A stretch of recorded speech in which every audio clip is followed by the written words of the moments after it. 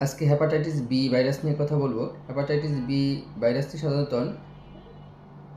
লিভারকে সংক্রমিত করে, লিভারকে আক্রান্ত করে, লিভারে প্রদাহ সৃষ্টি করে, ক্ষতি করে এবং দীর্ঘমেয়াদী সিরোসিস এবং লিভার ক্যান্সারের ঝুঁকি বাড়ায়।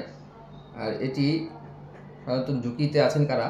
তারা হচ্ছে ডাক্তার, নার্স, তারপর ফার্মাসিস্ট, ল্যাব টেকনোলজিস্ট, সেলুনে যারা কাজ করেন, হোটেলে যারা কাজ করেন, খাবার ডিসপেন্স করেন হোটেলে, তারাও ঝুঁকিতে আছে। তাছাড়া আমরা নিয়মিত যারা বাইরে হোটেলে খাওয়া দাওয়া করি তারাও এর স্বাস্থ্য ঝুঁকিতে আছি।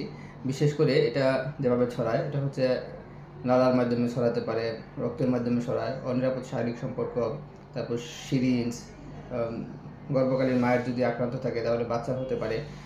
বিশেষ করে আমরা বাইরে যারা রেগুলার খাওয়া দাওয়া করি তারা একই গ্লাস, প্লেট, চামচ ইউজ করতেছি, এগুলোর মাধ্যমে হেপাটাইটিস বি আক্রান্ত ব্যক্তি যদি থেকে থাকে, তারা যদি ওই প্লেটে বা চামচ দিয়ে খেয়ে থাকে তাহলে আপনারা হওয়ার একটা ঝুঁকি থাকে। তো কাজেই বাইরে যারা খাওয়া দাওয়া করি হোটেলে, অবশ্যই সাবধানতার সাথে খাওয়া দাওয়া করবো।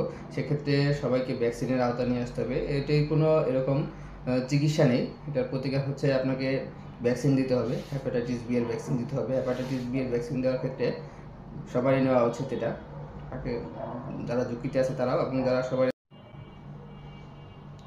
যে হেপাটাইটিস বি ভ্যাকসিন, এটা প্রতিরোধে ভালো কাজ করে। হচ্ছে এটা নেওয়ার নিয়ম যেভাবে নিতে হবে, বাচ্চাদের ক্ষেত্রে জন্মের 24 ঘন্টা থেকে দিলে ভালো হয়, অথবা তারপরে দেওয়া যেতে পারে 3 মাসের মধ্যে। আর হচ্ছে বড়দের ক্ষেত্রে ডোজটা হচ্ছে এরকম, প্রথম ডোজ নিতে হবে যে কোনো দিন নিলে, তারপর হচ্ছে 1 মাস পরে দ্বিতীয় ডোজ, তৃতীয় ডোজ হচ্ছে 6 মাস পরে 3টা ডোজ দিলে হয়। আর কেউ যদি মনে করেন আরেকটা বুস্টার ডোজ দেবো, তাহলে 1 বছর পরে দিতে পারে একটা ডোজ। এভাবে নিয়ে দিতে পারে, এভাবে নিলে আপনি আজীবন সুরক্ষা পাবেন ইনশাল্লাহ। হেপাটাইটিস বি ভ্যাকসিন এজন্যই নেওয়া উচিত, জরুরি।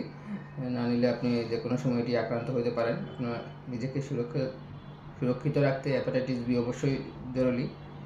সবাইকে হেপাটাইটিস বি ভ্যাকসিন নেওয়ার জন্য অনুরোধ করছি। আর হচ্ছে হেপাটাইটিস বি ভ্যাকসিন নেওয়ার ক্ষেত্রে অবশ্যই কিছু টেস্ট করতে হবে, এইচবিএস বা এনটি এইচবিএস বা এইচবিএস এজি ইত্যাদি টেস্ট করে আপনার হেপাটাইটিস বি প্রতিরোধ বা আক্রান্ত আছেন কিনা আপনি এটা জেনে, তারপর যদি আপনি নেগেটিভ হয় অবশ্যই একজন নার্স বা একজন ডক্টরের পরামর্শে এটি